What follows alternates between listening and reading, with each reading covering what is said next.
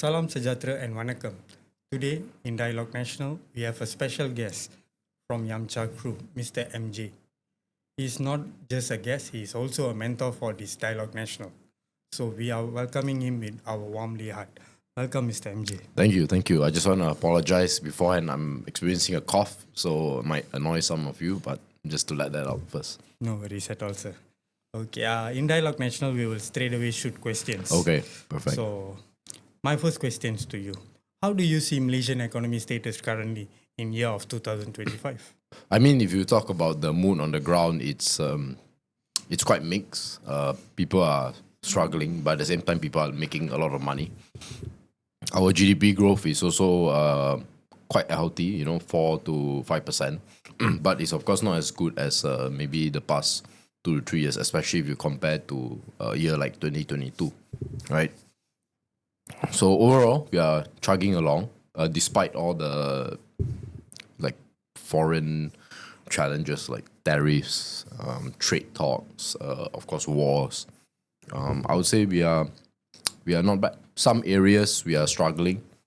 For example, our technology sector, the technology manufacturing sector is struggling a lot more because of China.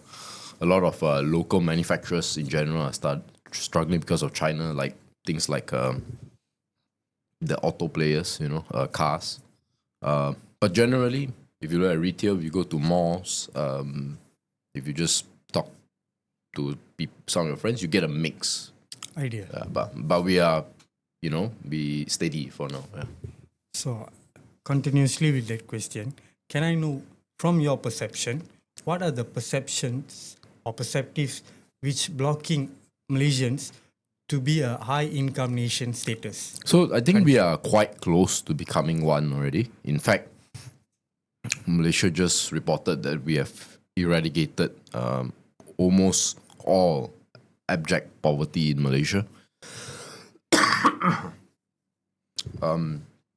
I think we hit an average household income of 9.2 thousand ringgit recently. So these are some positive signs. In order to qualify for high income status, you need a GDP per capita of, I believe, 15,000 odd US dollars a year. We are at 14 point something. We are very, very close. We are an upper middle income nation. So I think it's just a matter of time we hit that area. So what, I guess the question is, to me, I assume we are already on track, right?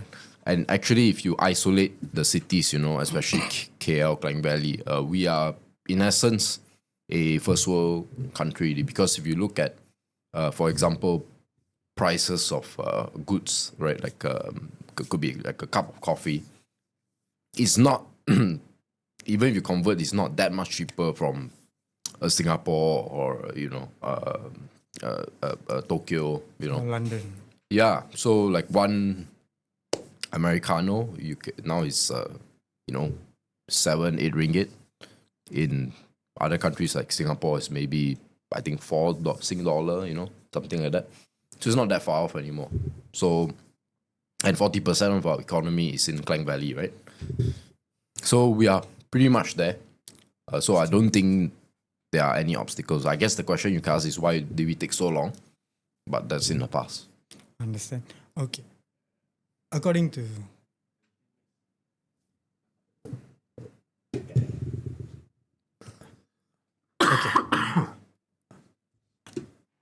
okay.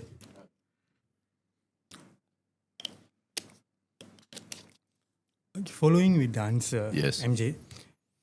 So you are saying the price of the products which been sold in Klang Valley and also in Cal Town, it's almost same with the first world countries. Yeah, maybe we are 30, 40, maybe 50% off. Yeah. So these inflation rates and also the high cost of prices will also affect Malaysian middle class or working class people. Yeah. So what will be the steps needed to be taken by the government to also overcome this situation and reach the goal to be the first world country? Well, as a citizen, you have to realize this one fact, right? Which is that all governments in the world are facing All governments in the world are facing inflation. it's not something they can avoid. In Singapore, they control, let's say, food inflation a little bit better, but they don't control rent as much. So everybody is facing inflation, and we have to be aware that we cannot expect so much from the government. Understand. There's only so much we can do. And if you realize some of the calls by the rakyat to the government are contradictory sometimes. So, for example, we want to lower inflation, but at the same time, we want to have food security. So these two are sometimes contradicting, because if you get food security, you have to do it yourself, and doing it yourself usually is more expensive, right? Understand. So we have to realize as the rakyat that inflation is a global problem. You can't. There's only so much you can do to solve it. So I think my assessment of the Malaysian government is one way to reduce inflation is to increase competition among producers, so that the supply increase, and when competition increase among producers, prices should lower. I'm not going to pinpoint specific industries, but we know certain industries have monopolies, duopolies, and if we increase them to not a crazy amount, even just 4 or 5, then it's quite healthy. To give an example, if you look at our telco industry, we have about 3 very big players, and then 1 or 2 other smaller players, just 5 players in the space, and you realize that your phone bill, so that it's always on the cheaper side, right? It's always there's always, you get more data for the same ringgit. Moderate. Exactly. So we want a similar situation like that for other industries as well. So these are the ways the government can help reduce inflation. I understand. Okay. With the same following questions, see, talking about industry, SME is called the backbone of Malaysian economy system. So what are the steps taken by Malaysian government to uplift Malaysian SME economy system? I would say that the government just has to do 2 things. The first is to have fair and stable rules. Make sure when they put out a rule, it's fair and it's applied across the board, right? Don't give favors to bigger companies just because they're bigger or more politically connected. The second thing is to get out of the way, actually, to not interfere so much. Not that they are interfering a lot, but generally speaking, most businesses, unless they are related to national security, the government do not need to be involved. So to go back to my earlier point, where the government is involved in decision making for certain industries, that's when you see a problem, right? Prices or corruption and all that. So the solution is actually for the government to do less in the business sector. Okay. MJ, let me get one more understanding clearing. In Southeast Asia, even though we are the countries which have more resources and also lands for investment, but we are attracting lesser investors than our neighboring country like Singapore and also Philippines and Thailand. Yeah. Why it is? Yeah, I mean, Singapore is very obvious. I think it's very hard to just attract investments on the level of Singapore. I think 80% of investments, foreign direct investments coming into ASEAN goes to Singapore, if I'm not mistaken. So the reason we can't really compete, and it's not right, is because a lot of these investments are rich people just putting their money into Singapore, investing in, assets and all that, and some manufacturing, right? So we can't really compare because, especially a lot of people with a lot of money, right, to build a manufacturing plant is, 50 million ringgit, let's say, but they have, 1 billion. So, they're not going to build 20 manufacturing plants. They build 1 only, right? So they come to Malaysia, they build 1. But in Singapore, you can park those assets into their bank accounts, and then from there, invest, set up family offices, whatever it is. So it's very hard to compare to Singapore. Because are you saying, MJ, Singapore is having a better pathway for the investors to set up their entity or business over there than Malaysia. Yes, that and also the international exposure. And Singapore needs foreign investments to survive because they do not have physical assets, right? Now, the interesting question would be, okay, why are we maybe losing some ground to places like, in Indochina, right? And even Indonesia. So with Indonesia, the obvious reason why is because they have like the size of the population. But but if you look on a per capita basis, we are not worse off than Indonesia. And the other thing is, there's also a lot of restrictions to do business in Indonesia, and they, just like Indo-Chinese countries, do not have the same command of English as Malaysia. So that still makes us attractive. Now, the one country I would say that is really making a lot of advancements would be Vietnam. Because Vietnam is like China maybe 10, 15 years ago. And they are definitely going to be good at manufacturing. They are very smart students, right? Especially in the field of, in the STEM fields, right? So I do see Vietnam as the one country that can overtake Malaysia as the third highest GDP per capita. Is that why Vietnam have getting investments from Taiwan for manufacturing chips and things? Yeah, so it's not a surprise. First of all, we have to remember they have almost triple our population. Correct. Triple our population, very hardworking, very smart, academically gifted, and all that. So these are the things that we cannot emulate. Compete. Yeah, so that's why they're good.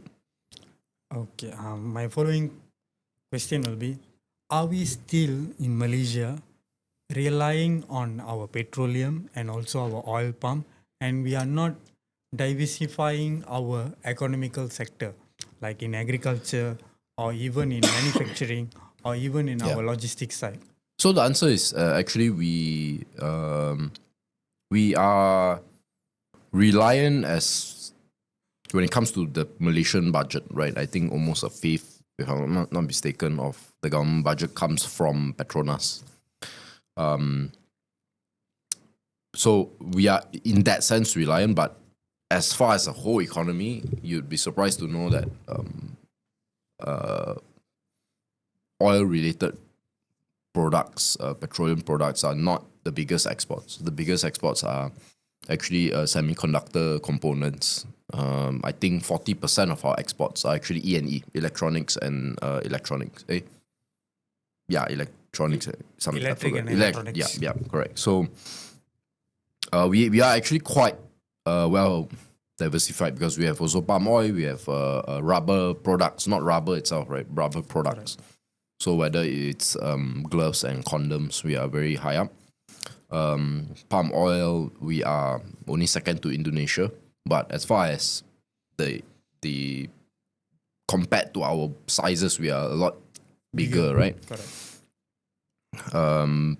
We got other areas like plastics, which we are quite good in as well. So we are actually quite well diversified as economy, really.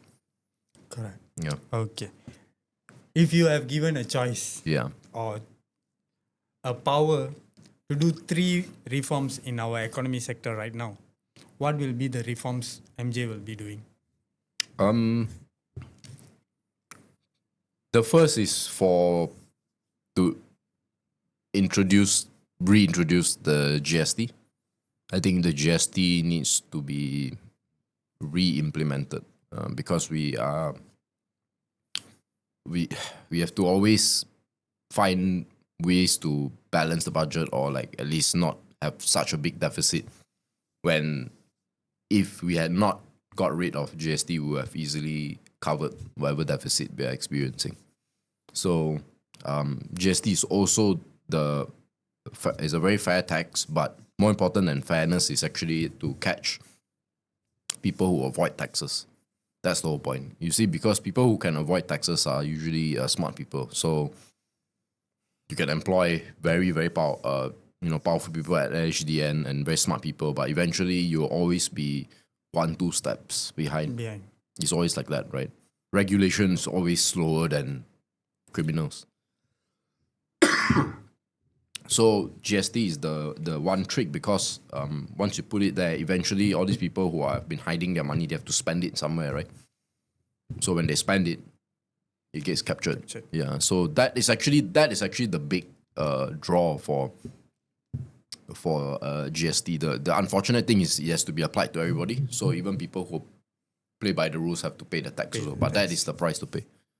So that's number one. Number two, I would actually do some sort of reform for immigration. I know Malaysia is quite sensitive to immigration as a whole, right? Recently there was unless you're a footballer, not an issue. But outside of that, there are people who have one Malaysian parent has been staying here for 25 years and they still cannot get their citizenship, which I find very odd. The reason is because these are potentially, talents that can really improve Malaysia, contribute to Malaysia, enjoy Malaysia even more. And in general, if you look at Malaysia's history, we always have, we always accept foreign cultures a lot because that's how we stay relevant. We have to remember that because of our position, our size, we have to have a lot of respect for trade or for the merchant class, we call it, right? People who do business and all that.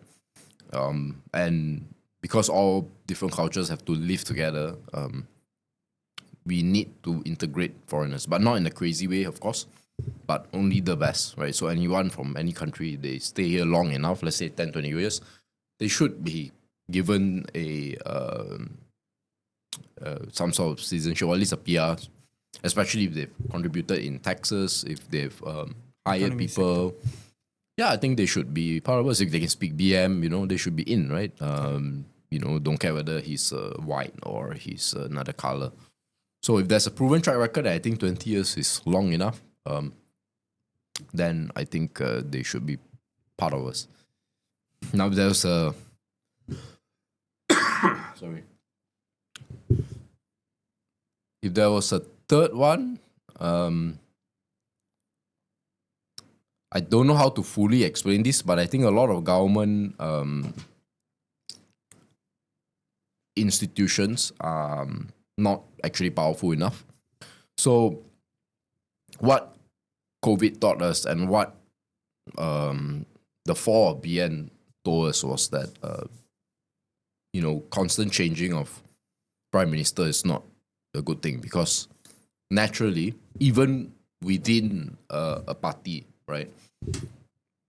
When they change, let's say from Tun M to Badawi, or from Badawi to Najib, right? Even then, also the new prime minister will always want to do something different from the old prime minister, just to make his mark, right? So that's a very natural thing. But sometimes a lot of things actually they work, right, from the previous prime minister, and actually the solution, the right move is to not do anything. They should be thinking of aligning the goal which wanted to be achieved by the previous prime minister and follow up, is it? Well, if the goal was good, right, and the methods were good, so you don't have to change just for the sake of changing. Okay. So then what happens is that and then of course we had PH, and we all know we got what, six how many prime ministers in few years only, right? So because of that, there's also a lot of policy changes, a lot of redirection of the budget. Last year, under you hear a lot of people, right? Business owners or under Najib, he always pay on time. He he always increased the budget every year. And then when the new one come in, and then everything is different, or there's like a reset of everything. And there's a direct flow down to the right. Yeah, right. Things get slower and things like that. So if we empower institutions to function without the prime minister, that would be a lot better, right? Because then, you see, with politics, you never know, right? Like who was predicting PH to win in 2018, right? Not many. Correct. So the question is how, if you get shock results, but everything still functions. Where everything still jalan, your roads still get built on time, all of this functions. The courts are still have integrity. This needs to be strengthened. Basically, I want a country. If I summarize everything, I just say I want a country where if tomorrow the Prime Minister's office, shuts down or suddenly not functioning, it doesn't matter. The country can still jalan. Still runs. Basically, the Prime Minister should have much less power. It should be, in a way, as useless as possible. Because it's proven already that it doesn't matter who you put in. Everyone hopes that the new Prime Minister is going to fix all the problems, but we know that's difficult. MJ, I wanted to just get some clarify answers from you. So you were saying that giving PR to our foreigners, and for example, currently we was facing a problem in FIFA. Interesting and also very sensitive. Okay. So we Malaysians are very occupied with subsidies. Yeah. From petroleum, for petrol and also our basic needs, from sugar to all of these things. How to reduce these subsidies without burdening the working class? Yeah, that's a very interesting question. So, you have to understand that sugar, for example, right? When you have a subsidy, usually there's some sort of price control as well. Usually it's a mixture of both. And in the moment, you will feel good when you get a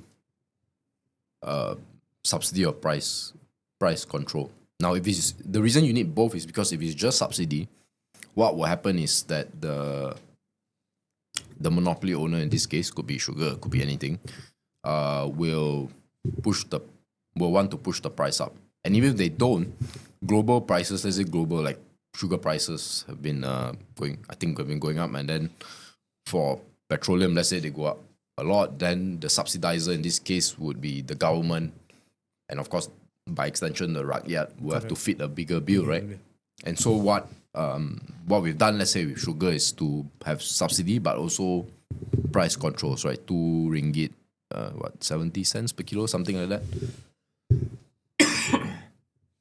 So when you put a price control, what happens is, in the moment, yes, they cannot sell the stuff well, but there's always these sugar companies won't make a lot of profit, but hey, the rakyat gets but there's always going to be a drawback and a consequence down the road. So just to use sugar, for example, because I studied MSM, right, very closely. And with MSM, if you follow them, you will know that they have 2 plants, right? They have the Prai plant in the north, and in the south, they have the Johor plant. And if you've been following the Johor plant, you know that that plant has been severely underutilized. And they had a lot of problems with their broilers. They had, it just couldn't function properly. Or optimally, right? And so what happens is that because of that, they cannot make as much profit. And the reason why it probably stayed like that is because they didn't have a lot of profit to begin with, right? Leading up to 2023, leading up to 2024, I would say, since 2013 or 12, the profits have just been going down, and then it started becoming negative. So, that's why there was talk of more subsidies for sugar. So, what I'm trying to say is, we have to realize that when we hamstring these companies, they cannot fully operate. Correct. Provide what is the maximum output. So that's the business side. But of course, if let's say there was no price, because in like for sugar, we are the lowest in the region, right? We are lower than Indonesia, everybody, right? So if you increase, let's say, to a healthier price per kilo of 5 to 5.5 kilos ringgit per kilo, immediately MSM would be very, very profitable. And what people don't realize is that the additional taxes that the government will generate, which can be used to for success. development. Because the subsidies right now is like 200 over billion million ringgit. Correct. So, but the profits is small. But let's say if you can allow MSM to make, several hundred million, the big chunk of those taxes can be used for the subsidies, and then we can development. Yeah, so we can put in a touch and go subsidy, and we can talk to LHDN to know which person is we can be more targeted in who we give the subsidies. So let's say if we know you are earning less than, let's say you're middle class, so you're earning 5,000 ringgit your household. Okay, then you get like a sugar voucher, so that when you go and buy the gula, the MSM gula, you can just knock it off. So that's one solution. Yeah. So I think we Malaysia have to move away from these subsidies, because it really doesn't. It's very it's very short term, and at the end of the day, if you want to subsidize something, you need to have the money for it, right? Correct. So who is generating the money is the companies, right? So one very good way for this is actually how Petronas does it. So if you notice that Petronas follow this thing called the PITA, which is the petroleum something tax. It's their tax regime, and they have to pay something like 40% of 40% tax, right? And that has helped the government. So why can't we apply this to all these other sectors, monopolies? Allow them to make as much profit as they want, but we take 40%, and then that 40% can be used for subsidies. These things to make sure the growth of the country will be like a flow of a river. I'm not expert. I think a lot of it is cultural, and we have to realize that power politics is at play, right? In order to get certain things right, you cannot really step on the wrong toes, right, politically. So, for example, if you know, East Malaysia has been very vocal on their rights, whether it's the petroleum revenue, whether it's a lot of other different things, right? In fact, people forget this really, that they got even more control of their education. So now they are teaching all their children in English. And of course, that's a bit different from Peninsula, right? So, somebody might look at that and say, how come, Anwar is giving in to so much demands from Sabah and Sarawak? And the simple reason is because without them, there will be no government. Correct. Yeah, it's like now we are in a situation where they're broadly speaking 4 camps, and 3 are on one side, right? So you have East Malaysia, you have non-Malays, and then you have liberal Malays. So these are the PKR supporters, people who like Rafizi Ramli and all that. So, of course, this liberal Malay cohort is the smallest one, but it's not insignificant, right? And then a few BN supporters. So we have these 3 can form government, and then we have maybe the more conservative Malays on the other side. Correct. So if Sabah and Sarawak don't get what they want, then they may choose to abstain, or they may choose to join who they want. Yeah. So because of that, you would have to give up. So I'm just giving an example of why corruption or a lot of this power politics can exist. It's just a reality we have to accept. Yeah. Don't think we can solve this overnight, because this is where we are today. So what will be MJ's prediction in state election of Sabah, which is coming soon? I am not expert, so I will refrain from any prediction. Yeah. Maybe any idea who will be winning?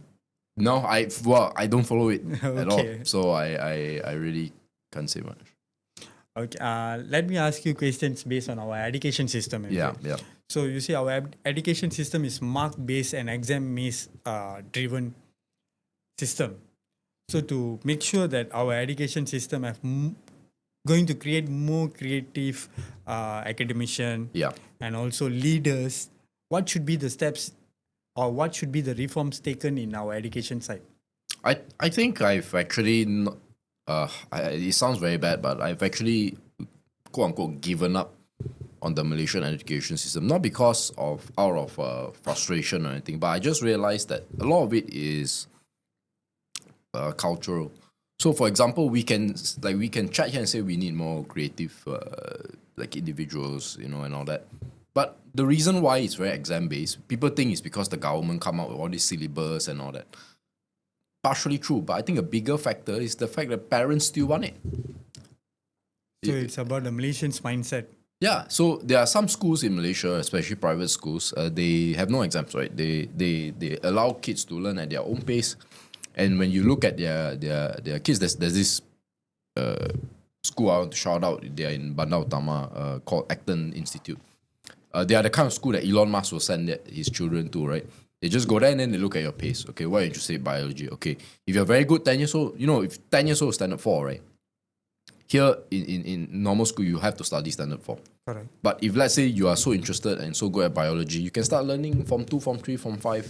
Immediately. Yeah, you why like put a ceiling on your interest, right? So but the parents who are introduced to this actor say, yeah, very good. But how the O levels? What is the can get Outcome. certificate? Can you all these questions? So a lot of it is parents and it's a cultural thing. So as much as it's trendy to blame the government, I realize why I give up on the system is because it's just the whole ecosystem, the whole culture. You can't. Our education system is based on our Malaysian culture itself. Yeah. So some of them, for example, we still want vernacular schools. We still want SK schools. That's And we have diversion into our education system is the biggest problem we are facing right now. Yeah. Whereby in other countries like in Singapore or in other countries, Indonesia or Philippines, or even in Taiwan, they are focused to one syllabus and also one protocol of education system. So they can make sure that their diversity is applicable. Yeah. So why these countries can focus on one, to put simply, is because they are one people, Correct. right? Even within the Singaporean education system, people are also complaining about the lack of creativity and the efforts by the government not good enough, things like that. But they all broadly agree that, we need to focus on science, technology, engineering, mathematics. We need to be top ranking when it comes to PISA scores, right? Vietnam is the same thing. Thailand, they're all not Aligned. as diverse as us. Yes. Yeah. Understand. So to overcome this, maybe we can just asking you, MJ, can we implement this entrepreneurship or also the skills studies in high school system itself? Or the students should wait until the student enter the university level so that Yeah. he will have more exposure and learn entrepreneurship. I think ideally, what do some reform, right, is to reduce the number of subjects. I always have this image in the head of my mind of myself and my classmates, even today. The bag is bigger than the students. Student. Why? I don't think we need to have so many subjects, and there should be a focus on more universal skills across whatever you want to do. So, for example, the classic is mathematics, right? Like almost everything you need to do, even in art, also requires mathematics, right? The shapes and geometry and whatnot. So there should be more emphasis on that. And then during uni, you can pursue whatever you want to pursue. Sorry, can you repeat your question? I forgot precisely what your question was. No, I'm asking, should we implement entrepreneurship Yeah. Okay. into universities or? Yeah, so the issue with implementing entrepreneurship is that the people who can teach you that kind of thing are actually running their businesses. Correct. So it's not easy. The second thing is, if you look at entrepreneurship, a lot of it is personal driven, right? I can teach you about businesses, profits, whatever. But if you hear entrepreneurship stories, it's always, I have this problem that I want to solve. I was studying uni, but I noticed my friends can't get super old past year papers that they want, so I found a way to get it from this other country or whatever, and then I got it for them. So they're always sort of problem solving, and it's quite like innate, so we can talk about it, but I have a feeling that if we try to implement it, it's going to be a bit like pendidikan moral or that, right? Correct. It's pendidikan moral. Obviously, morality is important, but somehow when you start to teach it in the subject, right, everything just goes like either haywire or it's just very ineffective. And I think the reason is because you don't become a more moral person by studying pendidikan moral, right? You become a more moral person by shadowing or being an apprentice, by looking at other people, how they operate, right? So if your mother shows how it's like to be kind to somebody, then when you look at that, that's how you learn. But you don't open a book and then you don't go to the chapter on baik hati to go and And then you learn. apply that Yeah, to in public. that's the mathematics way of doing things, but that's not the morality. So I think with entrepreneurship is also very similar. I think they will learn a lot more from an apprenticeship or being in a business or being in an internship better than studying in a book. Yeah, and many people who go to business schools don't end up becoming entrepreneurs. They just study business. Correct. So Okay, understand. Let me get into sensitive questions, MJ. I want to talk about politics right now. So, what do you think today's youngsters are thinking about politics of Malaysia? And what are the involvements of today's youngsters into Malaysian politics? I don't really have a good pulse, but I suspect like most young people, when I was young, so I was quite not. I wasn't really interested lah. Usually, when you start paying taxes, then you get a bit more interested. So maybe in your mid-20s, yeah. So, you're saying the economic pinch will make a person realize what is politics. Yeah, that's one area, yeah. Or of course it could be earlier when that we always have some issue with university admission, so it could come a bit earlier, but most of the time it's when you start working and pay taxes, that's when you. But Think so. MJ, currently our voting age has become 18. Yeah. So most of our students which going to vote will be university students Yep. and college students. Yep. If they have no clear ideology or understanding about Malaysian politics system, how these people going to convert their vote to the Yeah, 5%? so yeah, that's why I always believe it was a mistake. Only 18 was a mistake, because look, if today if you would you trust your 18-year-old self? No. So why would you want that fella to why would like 18-year-old Vignesh to vote? Understand. That's my simple explanation, right? But when this vote bill was requested by Syed Shadiq Yep. and also Rafizi Ramli, right? Yeah, Both of them came to an understanding saying that Malaysia is an aging country yeah, and our productions or productivity is going to be very slow. So they need Malaysians to start earning by 19 and 20, and they Yeah. want the graduation to be started at the age of 16. So they are saying that this will be the first step, and then the education review will be the second step. But do you feel this is contra? They should be doing the education graduation at 16 years old first, then this voting system at 18 years old. I think it's all case by case. Some people are just better suited to be in a classroom. Some people are better suited to start out. I wouldn't know. If I was the government, how would I know? Right? We all know some friends in school, right? They cannot sit still in school.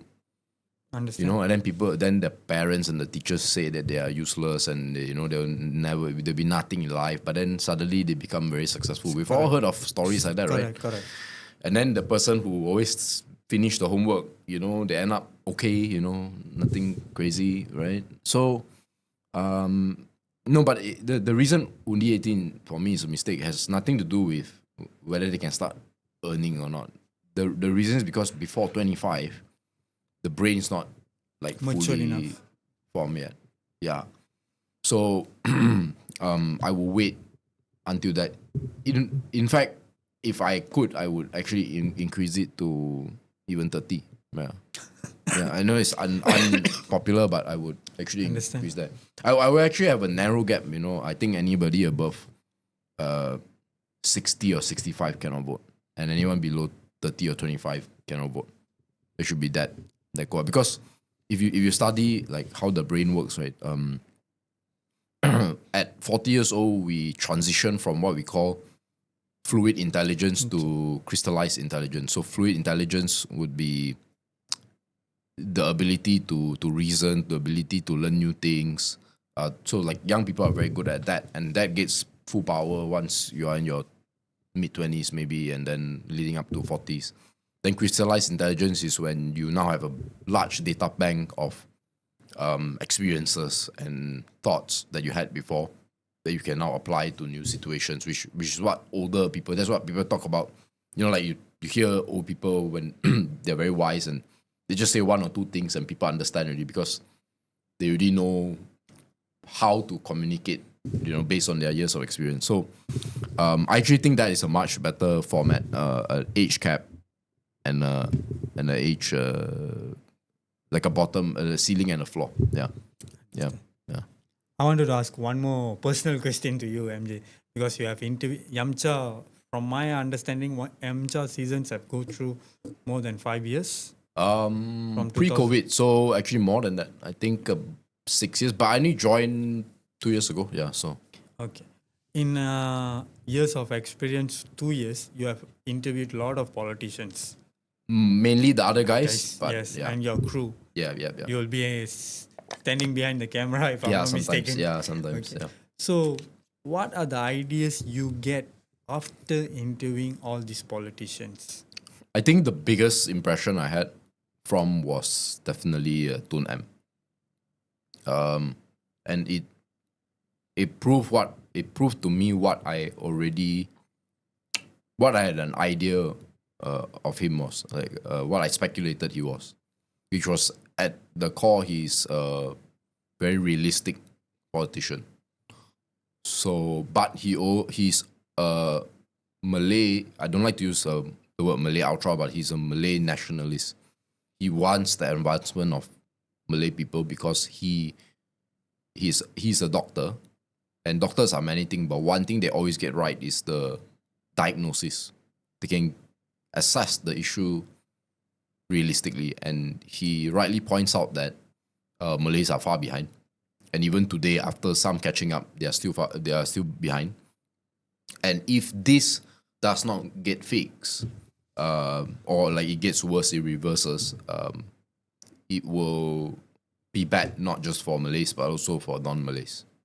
And I always remember this quote they said in that podcast, right? So I'm not quoting like my imagination. He said that, look, the reason we need things like NEP and all that is because poor people never blame themselves. Now, it sounds like a pretty normal statement, interesting statement, but that's a very powerful statement because he's so realistic about the situation that he's basically talking about 1969, right? He's saying, and by right, if you see someone who's poor, it's not that it's always their fault, but sometimes it's partly their fault, right? They could have made a mistake, or they never study, or whatever, right? Sometimes it's bad luck, sometimes it's just born, in Such environment or such family. Yeah. And of course, that environment was created by the family who Correct. made choices, right? So, so he realized one thing. Look, yeah, you can talk about meritocracy, you can talk about all these very, what we call high principles, right? But at the end of the day, if you don't have harmony and if you cannot keep the society together, you can't get anything done. And so his plea to non-Malays are very simple. If we do not lift Malays up to where it's acceptable, not to parity. If you look at the NB, they never say they must have the same income, same wealth. They just want 30%. And they have stayed consistent, just 30%. And remember, they are 60% of the population. Correct. So they're just saying, look, just give us 30%. He said, if that is not moved towards there, everybody is in trouble. Because, and then I go back, he said, poor people will never blame themselves, meaning they will blame other people. Correct. They will be blaming the government or even the country. Or the non-Malay or whatever. Correct. And that is the spark for conflict and things that we all don't want. And when I spoke to him, I was like, okay, I was correct. We understand the situation when he explained in detail and what will be the consequences when it not be done. Correct. But do Malaysians understand this propaganda accordingly? No, most people don't understand because even if you look at other countries as well. So let's say like you know, let's say like Singapore, right? They are not as intense as us, but for them, you like for example, Malays cannot rise above a certain rank in the Singaporean army, right? Is that meritocracy? No, right? But when you ask the leaders of Singapore why you do this, they say very simple, because we are surrounded by Malay and Indonesian, Malaysia and Indonesia. If we go to war, who will the Malay Singaporean side? And people say, well, isn't that a bit racist? Because they've lived in Singapore, they know Singapore. How do you know they won't do it? How do you know? But they are loyal, right? They've always contributed to Singapore. Then they say, well, you never know, right? In war, you know, they may side with their own. So it's on their perceptions. Because I have heard a speech from Lee Kuan Yew saying that Indian can't be a prime minister of Singapore. So that one is a little bit different. It's not cannot be. Is that, you know, it's like when people say a Chinese cannot be a prime minister in Malaysia, they're not saying there's a law that says you cannot be. It's just it will not be acceptable to people, and so no one will put forth that candidate. Correct. So the same thing with he what was telling. he's saying. It's not cannot like by law. It's just, look, if we put him up, we are probably going to lose. So these are what we call realities, and a lot of people, even in developed countries, cannot go against that. Accept this. Yeah, they just cannot accept. You know, Japanese people cannot accept that they had a lot of massacres in China. They cannot accept that. You know, Chinese people from China, they cannot accept that Chairman Mao was caused so much famine and all. You know, every country has just something very, but it's the reality. And so our reality, which is actually is a more acceptable and easier to swallow, which is you need this system in place for practical reasons, for how many reasons? Like whatever principle you talk about, like meritocracy or economic growth, whatever lah, right? Fair opportunity. None of this can even exist if everybody in the society is fighting each other. Understand. That is how it is, right? So that is the big thing I learned from Tun M. And by extension, the second thing is from him is that whatever it says in public, you have to know that it's a wayang. A lot of times it's a wayang. But how can he be so? How is he able to rile up so many non-Malays like to get them excited that he's on their side during the 2018 G? How?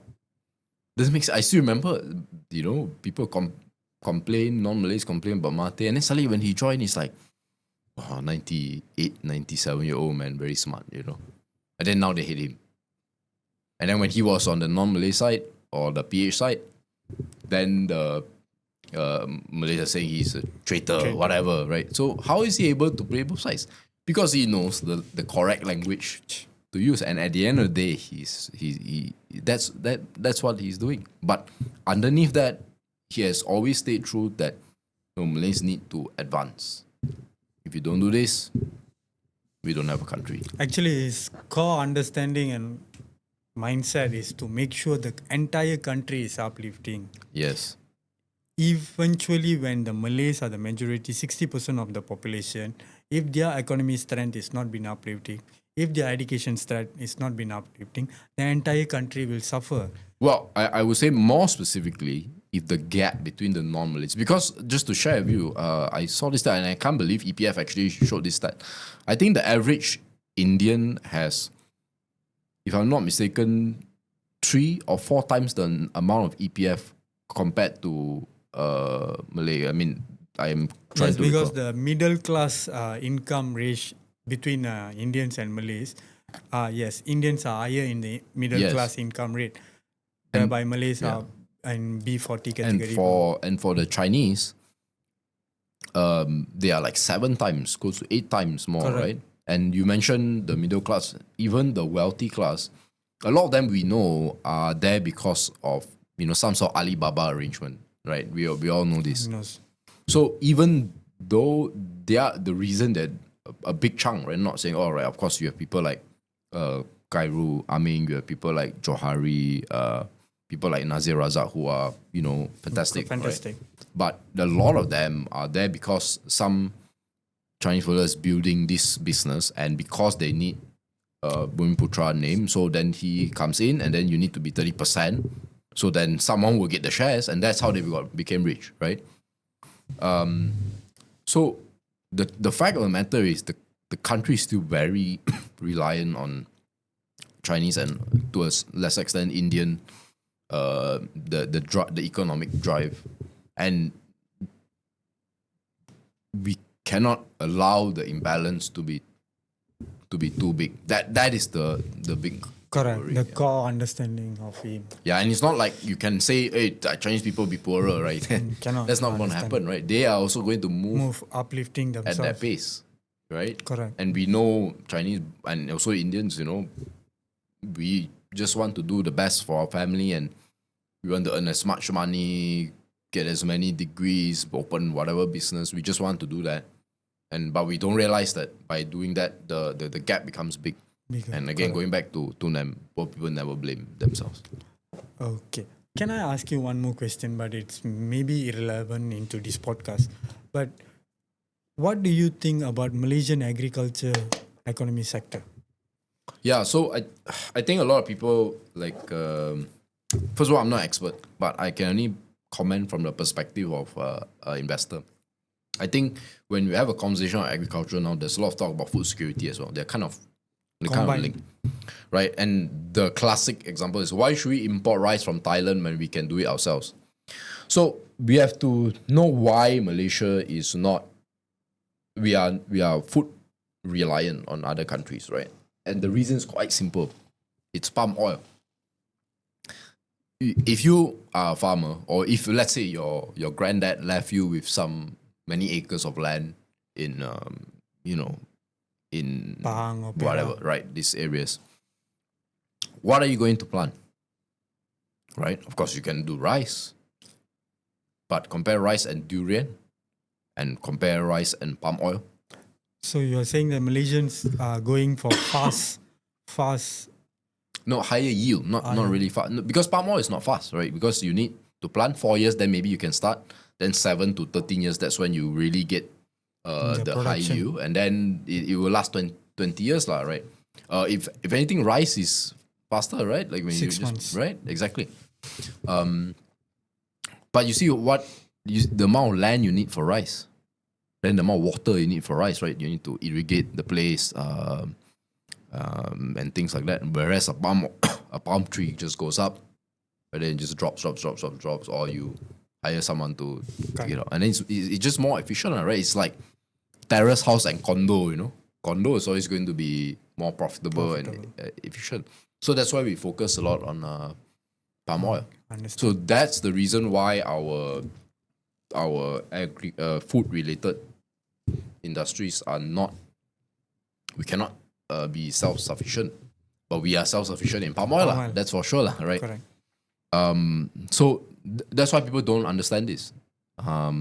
And of course, like I said, I just gave the example, right? Like if you own the land, will you plant the rice? Correct. Right? It's always No, someone else should plant the rice, but not me. If I have land, no, I'm going to put palm oil and maybe durian, right? Because that one can sell to China, you know. So we have to think about that, right? And who is going to Take the initiative. Yeah, everyone can say they want to do it, but when you actually do it, maybe not. Or maybe I'll build a condo instead, you know? I understand. So, but I do think that there is some. What the government should do is have certain areas that is capable for, let's say, rice production or whatever food or livestock that we need, but we don't actually utilize it. You see, what is the fear of? Why do people want to be self-sufficient? It's because they are afraid that the supply gets cut off, right? That is understandable, but a bit simplistic. Because even if you can't get rice from Thailand, there's a lot of other places in the world you can get rice from. Okay, you know, some are cheaper than others, fine.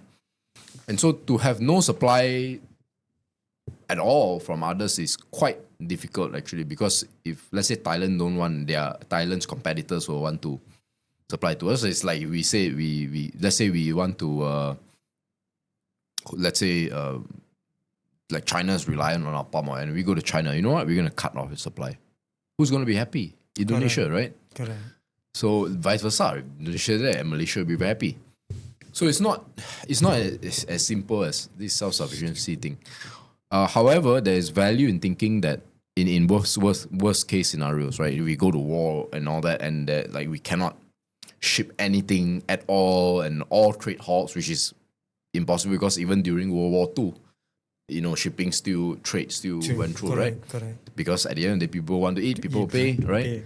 So, but there is value in the Malaysian government having certain land being made available, that in the event something like that happens, we can use the land for rice, we can use the land for that. And that's one of the blessings of Malaysia, because we are not the biggest country in Southeast Asia, but we are the least population dense. In other words, we have a lot of land being unused, right? If you look at Klang Valley, we still haven't really maximized the area, which is also why our transport system is not that good, but that's a separate discussion. So, so those are my broad thoughts on agriculture, because I feel that we are backing up the wrong tree. If I can just share one more part about this, would be milk. And they say we want to be self-sufficient in milk. And I just thought, no way we can breed cows the size like in Australia. No way. If you've driven across the North-South Highway, you always come across cows, right? Or right. If you've seen the cows, you can see their rib cage, right? Correct. But if you Google an Australian cow, you can never see it. They're all nice and fat, and you know, how are we gonna get those kind of cows to be here, right? So that's why we want to be self-sufficient in milk. I'm like, I don't think that's going to happen soon. And I don't think it's a worthwhile pursuit. Understand. Yeah, but of course we can always Try. breed cows and just do it. I know, like Farm Fresh is they are trying to get Pakistani and Australian cows mixed together to produce a new cow to produce a higher yield but heat resistant, right? Because the Australian cows cannot handle our heat. Go for it. But I think to direct the country into being self-sufficient, that doesn't make sense. Self-sufficiency never made a lot of sense to me. Understand. My last question for this today's podcast will be: kindly rate our Prime Minister from 1 to 10. You mean like currently? Currently, based on current situation. Yeah, I would say 6 maybe. Yeah, but pass for sure. But I would say 6. So he's doing good. Not bad. But I don't want to judge a lot, because as I said in my video, it's still quite early, and I would judge him more harshly if he gets a second term. Correct. I understand why he needs to be cautious now, because he needs to make sure everything is intact. So if he gets his second term, and because there's a term limit, right? So the final 5 years you should be more aggressive. And by then he'll be almost 80, so he got nothing to lose anymore. He should just go out and do the reforms he needs to do. But we will see whether he will do it. Thank you so much, MJ, for joining us. Welcome. I'm so humble and honored because you pleasure is mine. Yeah. And we would like to thank you from my co-host Fadli is not here. Hey, no worries. Thanking him on behalf of him as well.